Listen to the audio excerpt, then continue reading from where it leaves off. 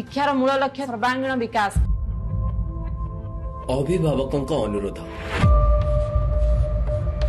दयाकरी आम पिलांको भविष्यत सह खेलनी, सेमानंको कोमलमती मनरे कुठारघात करनी।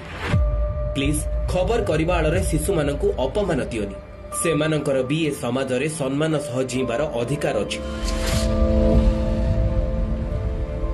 रास्ता घाटरे मुंड टेकी बाट चलिबार अछि, सांगसाथी सह खेलिबार अछि। आपणको पई होय तो यह मसालादार खबर हेई पारे, किंतु ए खबर शिशु को मानसिक दुश्चिंता रे रखुछि। केमिति बा हबनी? जीवन रे केबे कैमेरा बूम मीडिया को सामना करि नथिबा पिला हठात जेतेबेले गणमाध्यम रो प्रश्न रे छंदी हुए सेतेबेले से हड़बड़े जाए आउ डरी की किछि भी कहि दिए, जहां मीडिया पाई बनी जाए टीआरपी वाला खबर।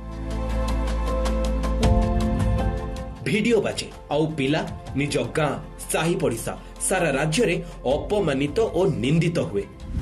हेले कोन पई सब नाटक? पिलांको मजाक उड़ेबाकू मीडिया को किए अधिकार देछि? एनसीपीसीआर गाइडलाइन बाबद अवगत नहांती कि गणमाध्यम?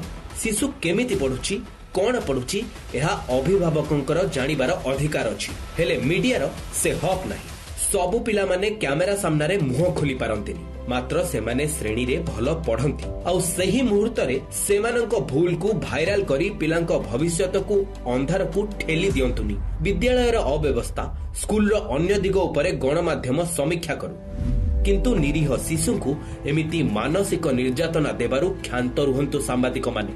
नियम मानतु, देशर भविष्यत को सुरक्षा दियंतु। मीडिया को अभिभावकंकर एतिकी अनुरोध।